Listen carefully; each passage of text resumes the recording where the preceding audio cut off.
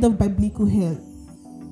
I'm not disputing the fact that it's a real hell, but stop to think about the hell that lives within us humans, the inescapable hell that resides in your memory.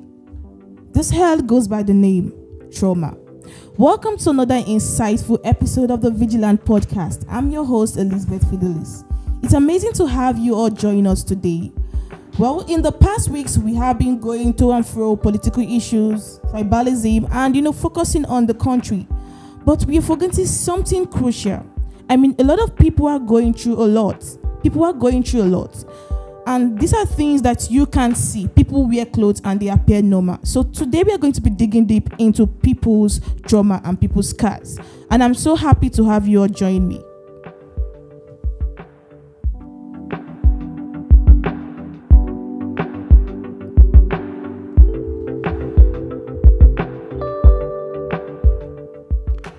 Well, I guess for this episode, we are going to be assuming new roles. I have with me some amazing people who will be doing this with me. And today we decide we are going to become therapists. Yeah, so I have with me Grace, I have with me Favor, I have with me Mr. Pelumi, the only man in the house who happens to be a relationship counselor. Grace says she's going to be a therapist today. Favor is still trying to decide if she's going to be one. But however, we are going to have a very great discussion today. Can you guys just say hi? Hi. Hello, everyone. I'm so glad to have you all. So, how are you guys feeling about today's discussion? It's a nice topic that we are going to be discussing today. We have talked about tribalism. We have talked about so many things, economic issue that is going on in the society. Today is another beautiful topic that we are going to be discussing. So we are happy to be here. How about your Favor? Well, I think scars is something that we really need to look into, because a lot of people, like you say, they wear clothes and you think they are happy, they appear normal just like you, and you feel like they feel the same thing with you, but you don't know that deep down them that a fire is burning, a fire that they cannot control. So I think it's a very good time that we look into issues like this in order to try and help in our own little way. And to the man in the building. Well, I can't wait for us to start talking. All right. Yeah, cool. Let's go for a short break. We'll be right back. Don't go anywhere.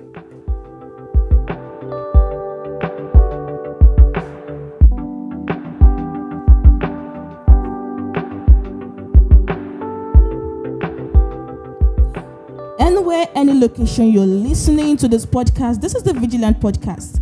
And if you're not subscribed to us, our channel on Spotify and YouTube, you're not doing well. So please just hit the subscribe button and listen every time. Your opinion counts. So today we are going to be discussing about something very important. Scars are marks left on the skin after a wound or injury has healed.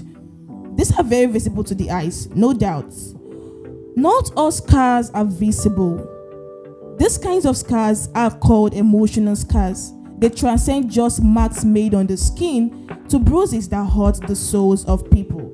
And so that brings us to today's topic. We are going to be talking about scary scars. How can one heal from trauma? But before we delve into this, I'd love to share a short story if my guests in the house won't mind. Can I go on? You can. You're All free. Right. Looking at the topic scary scars, people will be asking, do we have scars that are scary? The answer is yes. Now let me share a story of Viola Davis. Now, Viola Davis only knew one word from her childhood to adulthood. That word wasn't family, love, or school. It was hell. If hell was a special brunch served in a French restaurant, Viola Davis was served 1,000 times without paying. Growing up in Central Falls, where racism was at its ugliest, the black-skinned Viola was the subject of class bullying. If her life wasn't hell enough, abject poverty was a milder metaphor to describe her family's poor living conditions. Born in a family of 6 children as the 5th child, there was barely ever enough to eat. Hunger was a lifestyle for Viola. 9-year-old Viola was a stranger to the word love. Her home was the war room where the devil himself set up a battleground with a whistle in his hands to refuel whatever fight broke out. And her dad was a drunkard and abusive to her mom. Now just picture this. A young Viola returns home to see so much blood dripping down the doorway of her family apartment, coupled with the bullying she had to face from school, the jeers from classmates, and lectures from teachers because she reeks of urine. And at the final straw, aggressive hunger. What kid would survive that? I mean, grow up and become normal. That is what I call scary scars. And in Nigeria, we have many people walking with bold labels of scars written on their heads. Many people never heal from it. This brings us to the sensitive discussion we are going to be having today: how to heal from trauma. Now, 1 in 10 news reports about intentional murder, rape, violent acts by young people and adults. There is a presumption that a cause-effect relationship exists between psychological trauma and social vices. We'll be finding out how true this is as we engage in an insightful discussion. So I'll be starting with the man in the building. Mr. Pelumi, how do you define the word trauma to you? Well, thank you very much for having me on the show. Trauma is both a cause and an effect.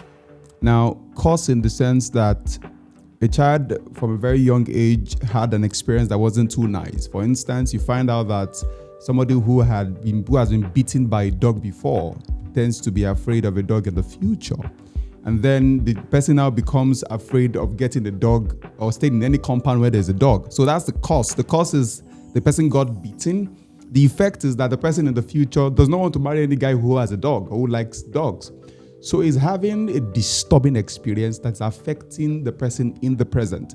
And when people react too quickly, when they react too quickly at anything, you can almost trace it most times. In fact, 80% of the time when people react violently about something, too much hyper reaction about something, is that they've had an experience in the past that the present triggered an experience they once had in the past. So that's my definition of what trauma means: cause and effect. All right. Before we move to Favor, because when I introduced him as a relationship counselor, I wasn't really lying, because he couldn't just stop himself from saying that's something about Barry. So Favor, I just think Pelumi gave an instance, but we are still a bit kind of confused because we need someone that will just bring it down to the layman level. What is trauma? I don't know if this is layman enough, but to me, trauma is a thing of the mind. It's a psychological response to an event or series of events that are disturbing or distressing. When I say an event, it can take just one thing to traumatize you. And then at the other hand, series of events, it can take accumulation of this thing has been happening time after time over the years, and eventually the thing gets to traumatize you. So trauma is a psychological response. So what does this give birth to? It gives birth to helplessness, loss of control, or you are afraid of such things.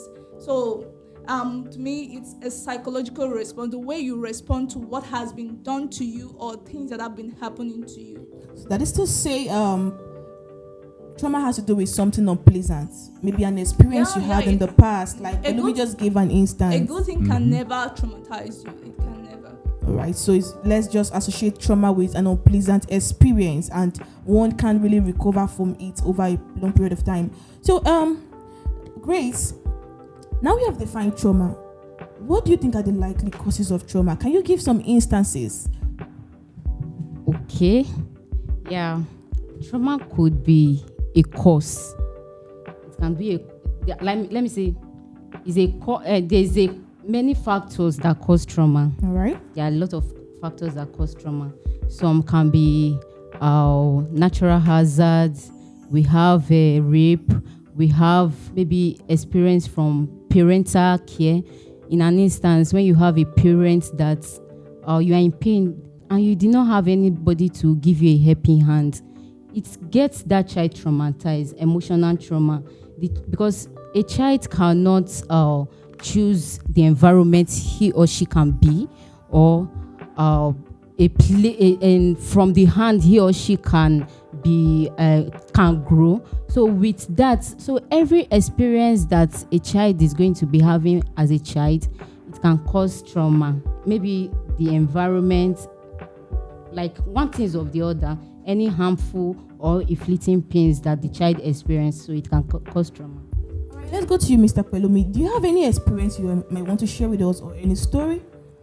Well, on a personal level, I don't have, but okay, I think I do. Let me remember. Let me try to recollect. Okay, I think when I was in secondary school, it was a time when my parents moved me to secondary school from primary 4. I was quite intelligent in primary school, and so they felt this guy who is intelligent, he shouldn't be with his peers. So they took me to JSS1. And when I got there, I went to a public school first. And when I got there, I was bullied. I was bullied so much that my self-esteem was crushed. And every time I saw somebody taller than myself at the time, I would run away from them. Now, I took my position that term wasn't so great. If you're listening to this right now, please, before I mention the position I took, remember that I was one of the best in my school in Obafemi University. So don't look at me with that eye. But back in the day, I was close to the last position. To God be the glory. I moved to a private school. I got there. I had not recovered from the experience I had. I didn't know at the time how to cope with failure. I'd never failed in my life. So sometimes not failing at the time when you have never failed without somebody to put you through life can damage your future in a way. And so I got to the next school, and because I didn't know how to undo failure, I'm the first one in my family. I was also being bullied. I gave room for people to bully me in a way. There was even a time when a boy told me, because they used to call me pastor, the guy came to me to the class and said, "Tell me, are you a pastor?" I said, "Yes." He said, "The Bible says that if you slap somebody by the right cheek, the person should turn the left." And ladies and gentlemen, I turned my left cheek. The guy slapped me almost 8 times. Okay. I can still feel his hand. The Lord will help me wherever he is. And then again, result was released. I took out of 42 students, I was the 40th in the class. I got home. Whoa. I'm telling you, I finished, I've served. All right. Wow. Yeah, and I got home. They asked me what was the position. I said I took 3rd from the back. It was that bad for me. And then my grandmother came in to say, "This boy, it seems that there is something wrong with him. He has to change his environment." And his trauma is worse when the person who is going through it does not know she's going through it, and there is nobody to support it on time. And thankfully, she took me to a place over there where it was a camp place, the new site there. It's called Iba New Site in Lagos. And I got there, and it was that I was put in a school where there were about 12 students, and on the first term, I took 6th out of 12th. It looks like an improvement, but I was in the middle of a class. And then from then on, one time, my everything changed for me was when out of 50 students in the class, I took 4th position. And my father called me that day for the very first time in a long time, said, "Pelumi, I am proud of you, my son." And that changed the game. So I just said the story to let you know that there are many things to learn from there. That it was when a person experienced that particular, had the experience as a child, it's more difficult to erase because the eyes and the ears are windows, and whatever the eyes can see, a guy seeing his father beat his mother because he saw it, or somebody hearing. In fact, it's even worse when the person saw it. If the person sees it, it stays so long that one thing in the present can trigger that can trigger the past experience to come to fore, and that's my experience here. I just want to share that. Favor, do you have some contribution to make? What are the causes of trauma? Okay, Pelumi said a story, but inside that story, he listed quite a lot of things. I would say that one of the causes of trauma, like he said in the first instance about a dog, getting a dog bite. So I will list that under accidents and injuries. Some people, they got involved in accidents, and because of that, they don't like traveling that much. Then the next one is physical abuse. And one of the things he also said is witnessing a traumatic event. You are not the one receiving it, but you witnessed it. Maybe you saw your father beating your mother, and like, it's not you, they are not beating you, but you are seeing. And so many people that were in such situations, they grew up to be like misogynists. They don't like men, and most of them they don't want to marry. Let me be single because of something that happened. It wasn't to them. They were not the ones beaten, but their mom. So witnessing a traumatic event alone can traumatize you. And another one is natural disaster, or let me call the other one war. If you look at so many people that have experienced war, they are always panicking. Even when children play their knockouts and everything, you will see them, their heart will want to jump out of their mouth because they've experienced war and maybe had sounds of bombs and all of that. So when they hear sounds like that, they just panic. So these are the few things that can cause or trigger trauma. All right, thank you so much for that. You just listed out a lot of things that could cause trauma. Now, Viola or Viola, whatever they want to call her name, but if you look closely at her story, which I shared when we started this podcast, she grew up to see her father being abusive. All right, so it's just like coming back from school, being a black kid, staying in a kind of white community where you are being bullied because of your color. You come back home and you have not eaten. You can imagine that kind of hunger. Come back home and you're about to climb the staircase and you see blood dripping. Now you can imagine a 9-year-old witnessing that kind of situation. So I can agree with you with the points people have made that most trauma is traceable to an event that occurred. It could be domestic violence. You witnessed it. It did not happen to you, or you saw it. And if you dig deep into Viola's story, she happened to be a victim of sexual abuse in the sense that she saw it happen to her junior ones, and it happened that it was her brother that was even really molesting them. And these people, now the brother wasn't doing it because he wanted to, do it. It's the fact that some parents are not really observant. They don't watch their children. They are not paying attention. So these kind of things can happen. You find out that most of these things happen within family. The father beating the mother, like Favor said, even natural hazard. Some persons, some countries where there are serious wars, and you have, even in Nigeria down here, if you go to the northern parts where a lot of them are staying in refugee camps, you see most of those children are really traumatized because they witnessed killings. They saw their family being killed. So I think those things can contribute to trauma. Now let's move down to the major core thing that we want to discuss in this podcast. Now remember I said there's a presumption that there can be or there is a cause and effect relationship between someone's trauma and increase in social vices. Let me put it this way. Now this is from Karim Sesan. He said, early childhood experience shapes the value system of most men. Childhood risk factors like witnessing violence between one's parents, experiencing sexual or physical violence as a child, as well as childhood neglect are powerfully tied to the perpetration of sexual violence by men. So now, if I can interpret this statement correctly, Karim is saying that a man who grew up to see his father, violating his mother in that way, maybe rape, or he saw this happen, is likely to become a rapist in the future.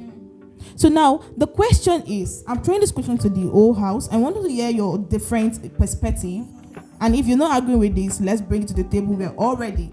Now, is someone likely to become a criminal because of his childhood experience? Now remember, I just said something that Karim said in one of his articles. He is saying that because this child witnessed this, so is bound to shape his value. Let's take it from this point. I was discussing something with Pelumi last week.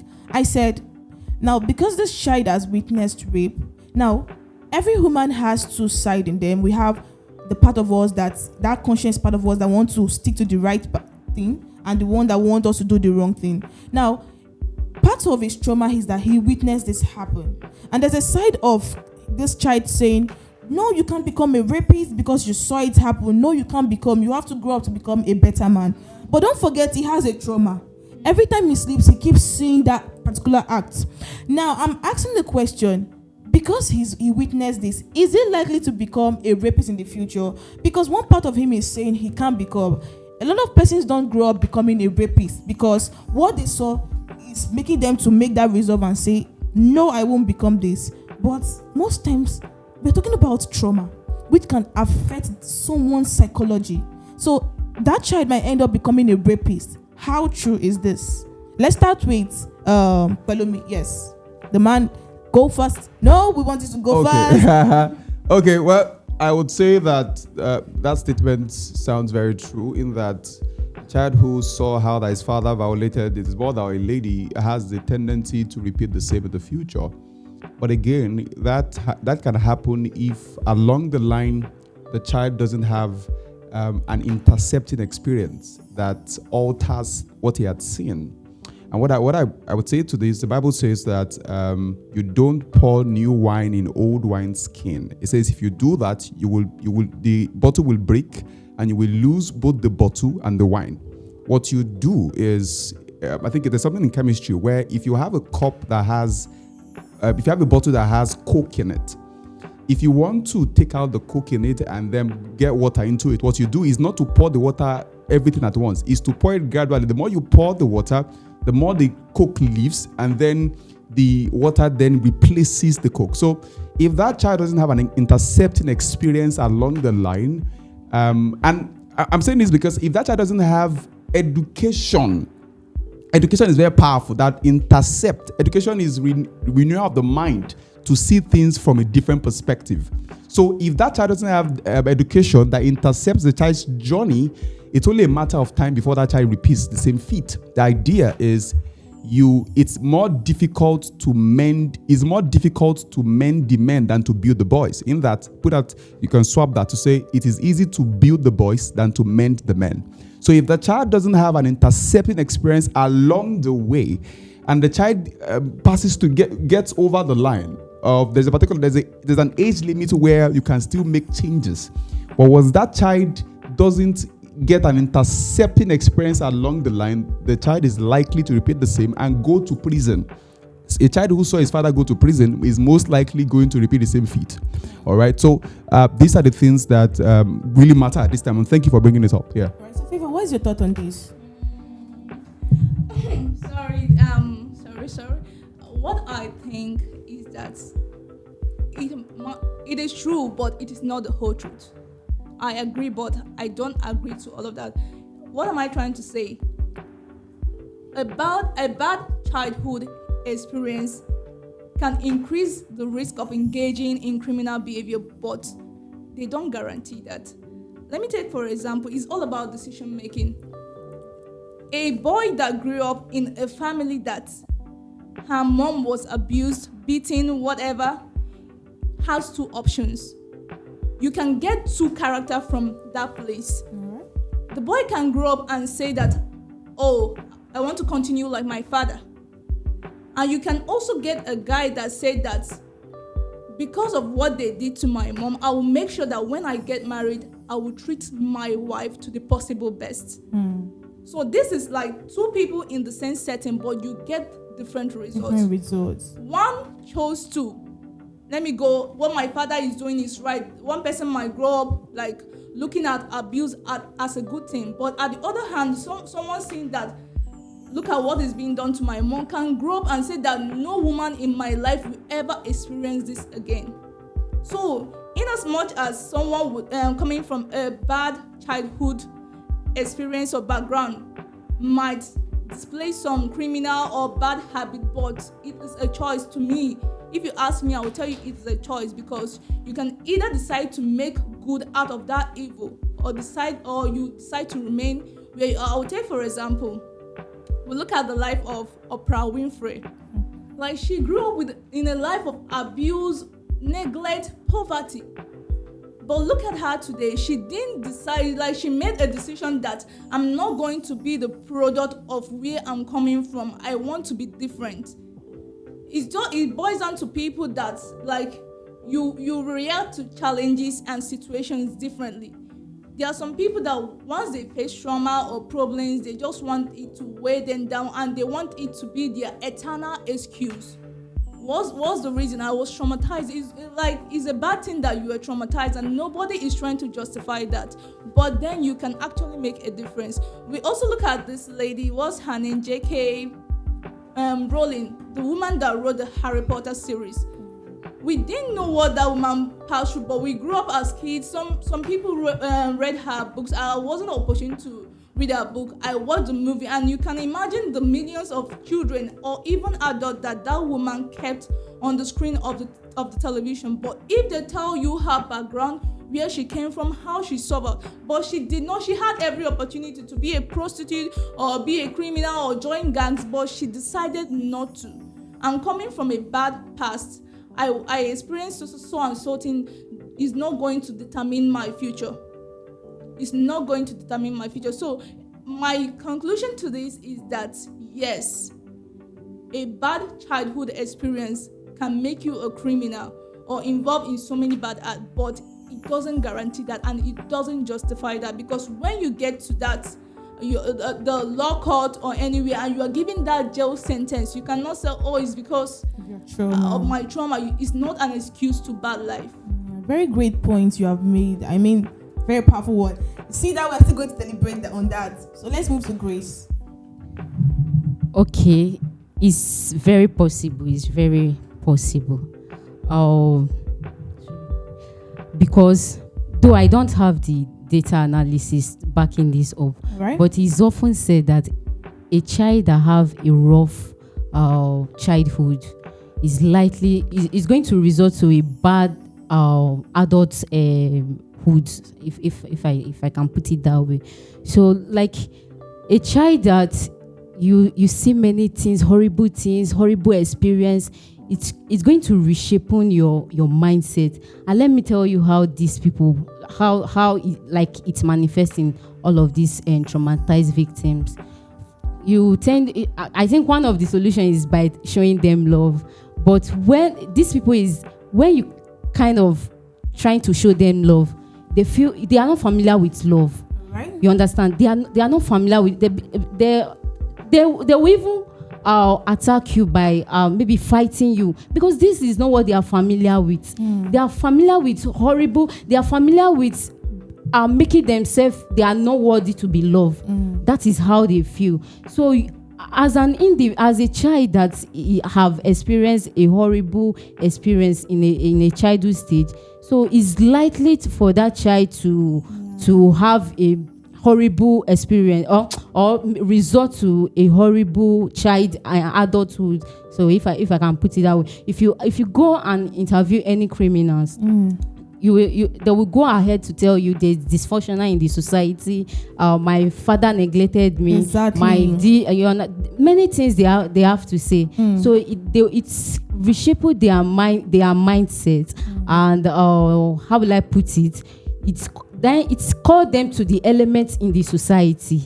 It's called them to the elements in the society, and because of this, they become criminals. Though it's not 100%. There is no 100% assumption. There is no 100. There are still people that experience horrible childhood experience, and they are still good. So it depends. Just like Favor said, depends on your decision making and all of that. So we are getting close, and we are about to take things up, because now there's a controversy. This question is actually controversial. Is a child, or let's put it this way, a child who experiences maybe had a bad background, coming from a bad past, has a lot of things that he or she saw, we are asking, can that child exhibit those qualities he or she is trying to run for? Or can that child's past catch up with him or her, and he or she now moves into becoming a criminal? Now, but let me say something. You said, and Grace also said. Now I want to pick something from what Favor said. Favor, you do understand that not everybody have choices. I want to make reference to what Viola said. Viola said, it is not called a struggle if you have choices. Some children grew up in a background where there was no choice from them. I wanted us to just give a standing ovation to Grace, because she said my mind. Now, there's a difference when you are coming from a background where you had no choice. All the choice you had before you were just poverty, hunger, like you just kept seeing things that painted life as horrible to you. You felt worthless, no love. That was, if you check the story of Joyce Meyer, imagine someone coming from that kind of background where she was raped, violated severally. Nothing around that gave her a choice that life could be better. Now, this is what we're talking about, scary scars. These people were messed up. I mean, Didn't want to be like her father and her mother. But do you know that at the end, like, she kept herself, her purity. She kept away from sex because of what she saw. But do you know, because she was not able to heal from that past, she fell victim of the same thing, became pregnant, and even fell in love with someone that did not really love her. What am I trying to say? I'm trying to say that a trauma can actually catch up with you if you are not healing from it. So there's every likelihood that someone's bad experience can make them become what they don't want to become. Let's put it this way. I love watching Korean movies. I don't know if we have Korean fans in the building, but now there's something about Korean movies I love watching a lot. You find out that most of these people who engage in serial murder killers. Now, if you should investigate deeper in those movies, those people come from a very bad background. And Pelumi, you said something that I want to actually say. You said something, and I want to put it to you that you said education has to step in for that child to maybe, heal from, or, you can remodel the child. But do you know that so many people that had an ugly past, they're educated, but still. Now, have you seen a lot of people that behind their education, they do evil because there's a past that's still haunting them? Some of them might not be the one doing it, but they have people doing it because they want to be pleased. There's this movie that I watched 1 year like this. This priest happened to be someone who is very educated. He had an ugly past. Now, what this priest does is, he has they have this kind of Catholic big church. People come to worship. He preaches this message. He preaches against what he saw in his childhood days and stuff like that. But behind that conventry where people come to confess, there are a lot of people he kills.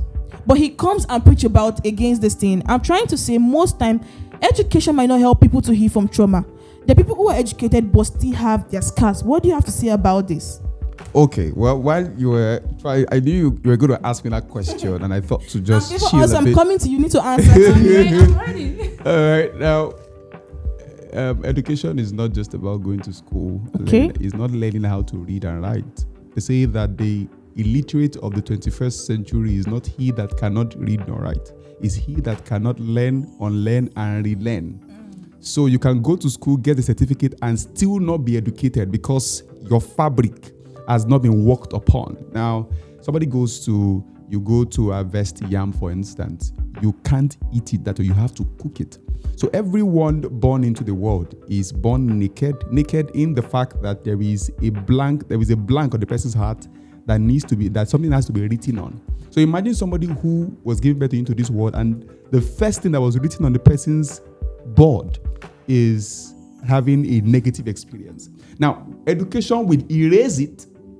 All right, especially when it's now. Sometimes the marker, this is so beautiful. The marker used on the board is permanent in that the person has a scar that reminds the person every single time that you were raped. So education is that duster that cleans that board, but not just that now writes on it in a way that the person is now societally acceptable and can now work in things. But most permanent markers don't clean like that with dusters. Well, that's why I'm saying that somebody who has, every time she sees maybe a slash on her, remember that her father did this to her when he wanted to sleep with her, and he never leaves. But again, what works? What we've seen, time experiences have shown again and again that we've seen people who have gone through worse experiences but got intercepted. And you really don't know about decision or choices if you are not educated to say, if you do this, if you keep doing this, you will end here. If you go this way, you will end here. So we present to you this too, right?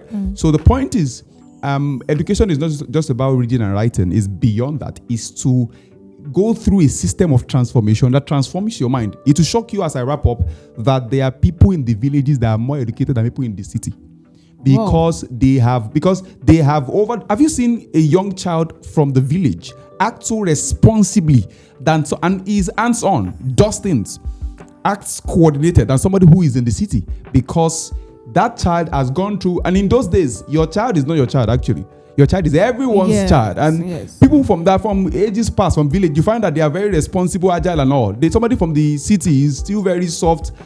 When that child now goes through something hard, you find out that people from the city usually break down. People from Lekki, people who they eat jollof rice and spag. They break down easily when they go through stuff because they've not gone through the process of life that beds in them an experience that makes them even stronger. That's my point. And this is where my dad will come in and gloat and say, education has produced more fools. And I'm like, why? So favor back to you. You spoke about choices. You said it is possible that yes, somebody who is coming from a scar is likely to become a criminal, but then there are choices. And I put it to you that some people don't even have choices. So what do you have to say about this?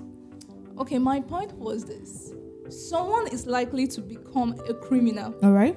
Due to poor childhood or whatever, but not in all cases. Do you get my point? Okay. There are so many cases. Viola is one of them. Yes. But there is someone that was or had been in Viola's kind of case, or even was, but they didn't produce the same result. I use Oprah as an example. She passed through the same thing as Viola.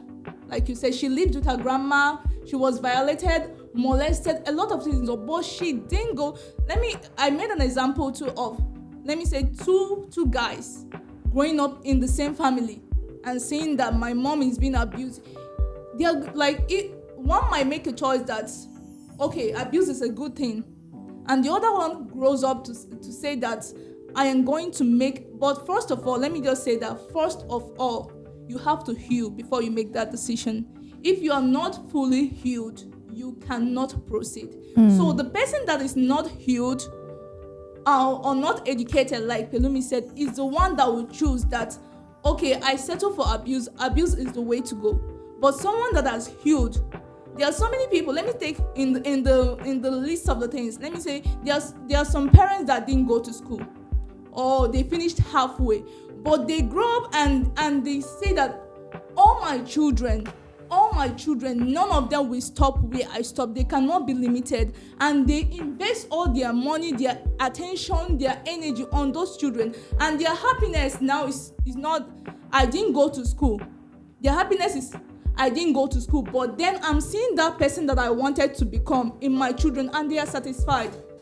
Someone that grew up in a family that he or she wasn't loved, you can give birth to your own child, and you give them everything, all the love, everything. And when you see that person that you want to be in your child, you will be satisfied. What I'm trying to say in essence is that most people are likely not to depend on what they pass through. They try to make a difference, either by starting from themselves, or like trying to invest in the future, their children, their wife, their family, their business. There are some people that struggle to build because they are coming from a background of poverty, and they know what poverty did to them. So those people, they don't give up. They want to see themselves do better. But there is someone coming from the same background that will just say, oh, this is where we found ourselves. You even become poorer than your father or your generation. So I'm saying that trauma can produce two results. But before it produces the positive one, that person must have healed. If you don't heal, you cannot make any difference. Thank you so much. Which brings us to the next question. Now, can a good fruit come out from a bad tree? Let's put it this way. Someone says, I grew up in a home where my dad beats my mom. He allows us to smoke. He's not saying anything. He comes home. He's taking crack cocaine. He's drinking. And all that stops at that. And so because he has a childhood past that is very bitter and refuses to heal from it, he says, all right, this validates anything I want to do. So I can grow up tomorrow and become a kidnapper. And if someone asks me, I would justify that with the statement that, do you know where I'm coming from? Yeah. Do you know my background? Do you know what I've gone through? And so the question is to Grace. Grace, you made some, important statement that I really agree with. Now the question is to you. It's linked to the other question we just finished answering. Can we conclude that kidnappers, drug abusers, rapists, and abusive men are a product of their trauma? Is it justifiable to say this person became this because of his trauma? It will be a hasty generalization when we say criminals, every criminals is as a result of their past trauma. Okay. Some people they have a good background, and all of a sudden, you just, things. I don't know how to put it. Peer influence. Things just happen on a long run, and you can still see people that they have this bad, horrible experience, just as I've said, and they are still good. They still be able to hold themselves, heal from it, and move on. Yes. Sure, you understand? So if you are, we can't really generalize that. So for those that are having trauma that will make them to be criminals and kidnappers and rape out there, you know how this trauma works. Let me say this. You know, when you are having a horrible experience or one thing of the other that is making you to be traumatized, it will now make these people to there's what we call is it coping mechanism. So they will bring it just for them to be able to calm themselves, be able to cool themselves, to heal. To them, they say to heal from their pain, which the pain is not really healed, because if there's anything that triggers it anytime, you see them reacting to it again and remembering the past. Do you understand what I'm trying to say? Right. So and all of this, criminals out there, they have excuses. When you ask them, they have many excuses, but we cannot start generalizing that all criminals out there, they are a product of trauma. So Favor and Pelumi, let's picture this. You're in a room as the judge, and a boy, they bring in a boy, and he's like, all right, this boy had an ugly past, you know, and everything. He saw his dad rape his mom, blah blah blah. And so, or maybe he was raped by his aunt, and as you know, like you said, coping mechanism, a way of like, I want to react and take revenge. I'm going to rape every lady I see. And now he presents his case, and the lawyer is saying, my lord, Pelumi, my lord, Favor, this young boy, please forgive him because he's a victim of his trauma. What kind of judgment will you place on that child? Let me start by saying that I loved what Grace said. Okay. Not everyone who experienced trauma engages in bad behaviors. And not everyone who engages in bad behaviors has experienced trauma. Yes. And then coming to this point that your trauma, your experience is not an excuse, it's not a justification to criminal activities or involving in whatever bad act. So ultimately, everyone is responsible for their own bad behavior. You were raped and you continue raping people. It's funny that when you get to that a court of justice, they are not going to jail you and die your aunt. It's just you that is going to serve the jail sentence, the life sentence, the whatever, the death penalty. They killed your brother, then you want to go and kill the rest. It doesn't make sense. It doesn't make sense because you own up for whatever you are doing. Maybe by the time you're committing those things, the people that did it to you, they must have left this earth. Then you continue, you are damaging yourself, you're hurting yourself, and there is no court that will justify you. Oh, let's pardon him. It's his father that did it to his mother. It doesn't make sense in anywhere in the world. But my lord, can you, like, if you happen to be in that boy's past, maybe you would have pitied him. So Pelumi, what do you have to say about this? There's a saying that ignorance is not an excuse in the court of law. Okay. It means that there's nothing new under the sun. Everything that is has always been.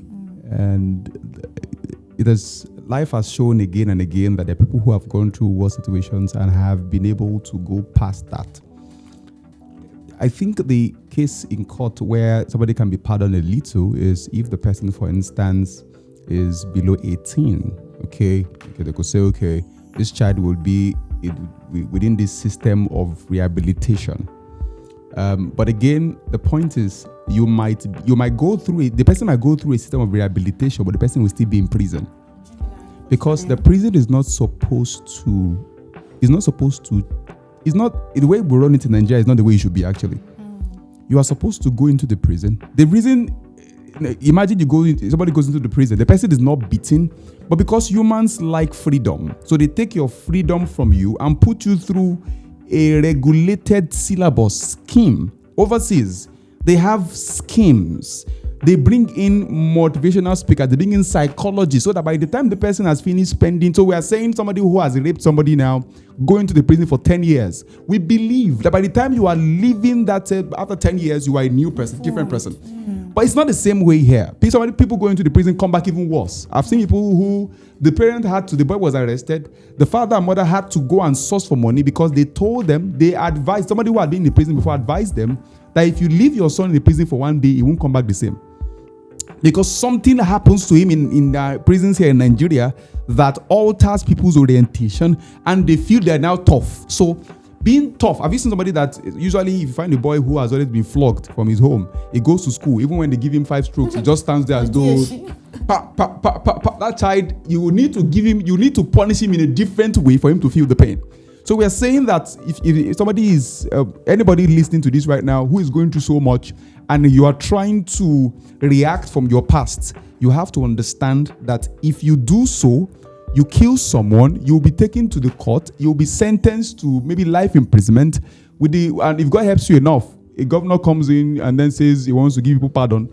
But if you try it out, you go to court, the penalty will be served. You'll be given your whatever it is that you have to, how many years you have to spend in the prison. But again, it doesn't also guarantee. I don't know if that question will come up in our conversation, but it doesn't also guarantee that the person will change. What people do in Sena clans is to take that person to a particular place where the person is being reformed. Last example, somebody who was shot, a thief was shot during maybe gunshot moment with the police, and then the person is about to be imprisoned. Have you noticed what they do? They take the person to the hospital with handcuff. Okay. There's the police out there, so that the person when the person now gets better, the person can now go and serve how many years imprisonment. And that's, I think we can also, our system here can also replicate that when it has to do with people who have gone through so much. But guess what? Somebody who has gone through so much and the case is presented, if the case is not so much, the judge, if the person is from overseas and he just came to Nigeria, the judge has a way of trying to help that person to say, okay, you're going to spend 1 year here, but we're going to create a syllabus for you that ensures that you are living here transformed. Yeah. Thank you very much. So the final question. Now, many people don't heal from their trauma. Like you just said, some persons never change even after passing through the reforms. Now, the question that we should be asking is, can people heal from their scars? Can they really heal from the scars that they bear caused by the trauma? Because this trauma actually imprints a scar on them.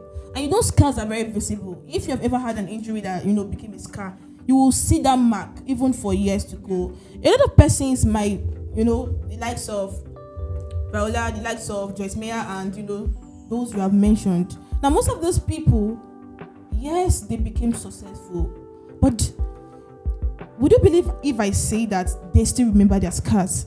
Like, it is very vivid. Like, even till now, they have healed, but they still remember it. And so they find a way of healing is that they can have a platform where they share their story with the world and tell people that this is what I went through. It helps them to heal, that they're helping others to heal from their story. So the question is, can someone heal from their scars? If yes, how? If no, why? Who's going first? I will start by saying that healing is very possible, but it's a process. Let me share. I don't like saying this, but I will share. I've lost 2 siblings, so it traumatized me as at that moment. But what I do, my own healing process, is that I reach out to people that are going through such pain or similar pain, and what I do is to advise them, encourage them, and in that way of encouraging them, I'm encouraging myself, because it's going to be an irony that you are encouraging someone, then you are suffering the same thing. I don't want it to be the case. So what I do is that most of my friends that eventually lost their loved ones, I try to put them through my own story. When you tell your story, when you speak out, it helps the healing process. So I tell them, look at how I lost my sister, look at how I lost my brother. And I tell them, you are even stronger than I am. And I try to encourage them, tell your story. And when you are openness is the first step for me. When you are open, you have started healing. But when you don't want to talk to people, you don't want to share anything, you don't want anybody to know that you were raped, you are dying in silence. You don't want to tell anybody that you are depressed or look at what is happening to me. You are dying in silence. So opening up is the first healing process. I said that healing is very possible, very, very possible, but it is a process. But coming to the part of forgetting, you can never forget it. A day has never passed without me remembering that I lost this person, I lost the other person. But the only difference now is that it doesn't bring me down. It doesn't bring me down. I used to encourage myself with something. I'll tell myself that if your brother were to be alive, if your sister were to be alive, they would have wanted you to be a better person. So I try to be that version, the person that they want me. If they were alive, they would have loved to see that this is who Obiamaka has become. So I just try to encourage myself in that way. And again, I will make a point that looks like what I've said before. One of the first steps of healing, again, is early intervention. Early intervention. Once you allow something to continue accumulating over the longer it is staying, the longer it is getting a tougher skin, a thicker skin. So by the time that you want to start like unwinding, it's going to be tough because it has got so many layers now. But if you start from layer 1, at that very first layer, and you now start like opening up and telling people, and help comes immediately. It's just like someone that has cancer. You know that you get to the hospital at some point, and the doctor will be like, oh, you're so lucky, you even came on time. You came on time. And if it is in stage 1, it will be like most likely that you are going to get healed. But there is a case that you come and the doctor will be like, where have you been? Why did you allow this to accumulate to this level? We don't know what to do. Let's try chemotherapy and see how it goes. So for me, the first step also is early intervention. The first step to healing. Once you start early, you are going to heal quicker. Thank you so much. Grace? Okay. One thing is that when you know your problem, is when you don't even know your problem. That is when you don't even know the solution. There are people that are traumatized, they don't even know they are traumatized. That is one. And there is what they call self-trauma. Trauma. There are people that are self-trauma. It's not because there is external agent, there is internal agent. You can be traumatized with your own self. You understand? You as a lady being an abusive relationship, you are the one that put yourself in that situation. So what you have to do to heal from that is engaging yourself from the relationship that is causing you much pain, much anger, as in giving you a mental stress. Just disengage yourself from that. Do you understand? And then if it now get to a level for you to visit a therapist, a psychologist, a counselor, then you go ahead. It can even go to a length of, there are some trauma that it will get to a length of you using medications. So that is one of the idea. And there are some people that are having this suicidal ideology. So if that is, you are nurturing that often and often, you should know, maybe you know how you will help yourself. I think self-help is even more important, and is self-help. Remove yourself, disengage yourself. So that is it. Okay. I have one more contribution to make. All right. Another step in the healing process is going with people that you see your future in. This boils down to the kind of friendship that you make. If you grew up in a kind of family that you were not loved, the best way to heal is associate yourself with people that are loved. Like, not being proud, but I am the most loved person in my family. And if you are around me, if you are my friend, you are going to feel that impact. I know so many people that I met in school that has so many, they don't even want to talk about their family, their home. You cannot mention their parents to them. But when I tell them, look at how my parents treat me, look at how my siblings treat me, they'll be like, in this Nigeria. I tell some of them that I'm so close to my mom that I call her by her name. And they are like, for this Africa. But like when I started staying with them, over time, those things started making sense to them, that someone can actually be loved. It's not your fault. It's not your fault that you are not loved. It's from where you're coming from. So when you associate yourself with people that are loved. If you want to be, you are coming from a background of poverty and you want to be rich, you associate yourself with people that have that mind of hustling, that want to be better. You cannot say that you want to heal and you're just you don't go out, you don't go anywhere, you're just around the corners, going from house to house. So one step ahead is making a difference with the kind of people you associate with. If what you are lacking is love, look out for people that are being loved. If what you are looking for is a way out of poverty, look out for people that are like-minded and they want to hustle and get away from poverty. So that's another point that I want to make. All right, so Mr. Pelumi. I'm glad we are at this point.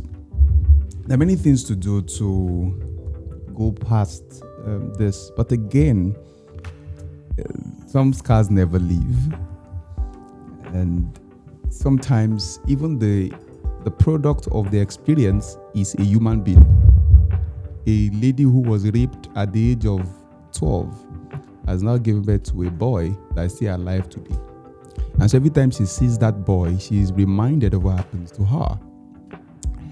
And sometimes pressure is what reveals the content of any material, in that if you want to know what is in a bottle of Coke, just break it. Whatever has a container, how to know the content of that thing is when when pressure is applied to that thing.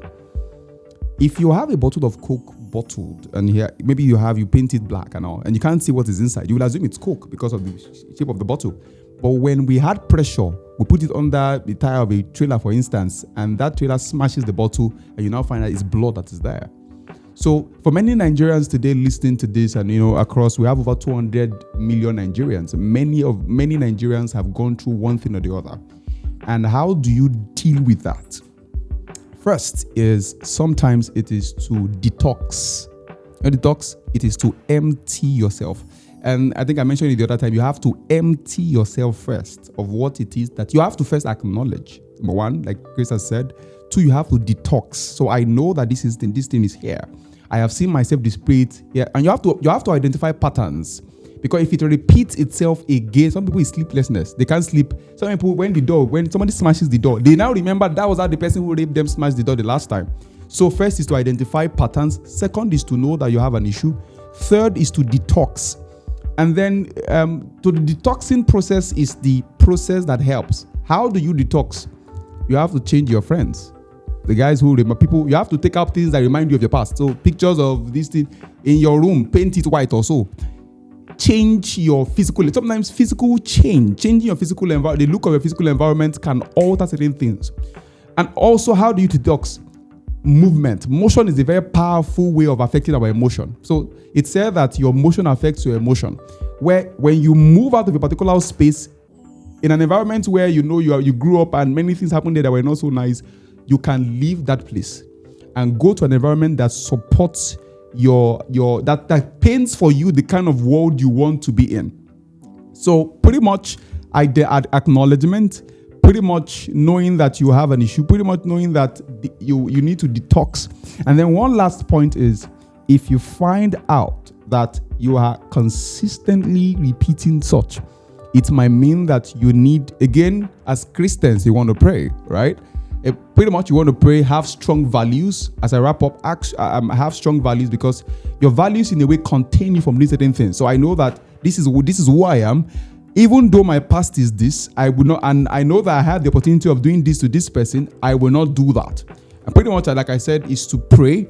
And then if you find out that you are repeating the same thing again and again, and you cannot help yourself, you have to seek for help. That's where you reach out to a therapist, for instance, and say, please come and help me out here.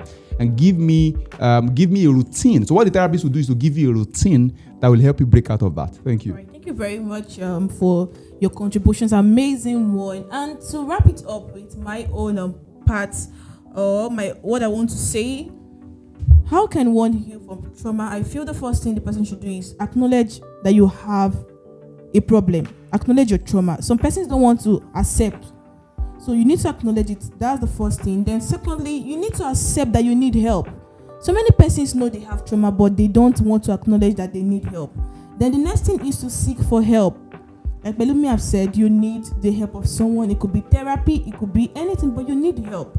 Then you move to, you need to be willing to be helped. Some persons seek help, but they don't want to heal. It's like someone who is a drug addict going to a rehab center, and after everything, you're not even willing to help yourself. So you need to be willing to be helped. Then after that, you need to heal. It is important you heal. When you heal, you need to heal others. And that's why you see most people will celebrate today, and we can refer to their story. After healing, they had to start healing others, because it's a reminder that they did not become this thing and they want to help others. And when you see other people heal, they share testimonies. Believe me, it also heals you the more. So I think that's going to be the end for today's podcast. I'm going to end with this. Scars, trauma, and hell, when put together, they form a circle. At the center of that circle is healing. You can heal. Oh yes, you can. Your trauma shouldn't define you, and it's no ground to become the past you're trying to run away from. So if you're listening to this podcast, you have a scar, you have a trauma, believe it, you can heal. Everyone, let's tell them you can heal. You can heal. Thank you for joining us. Till next time we'll meet again. This is the Vigilant Podcast. Thank you.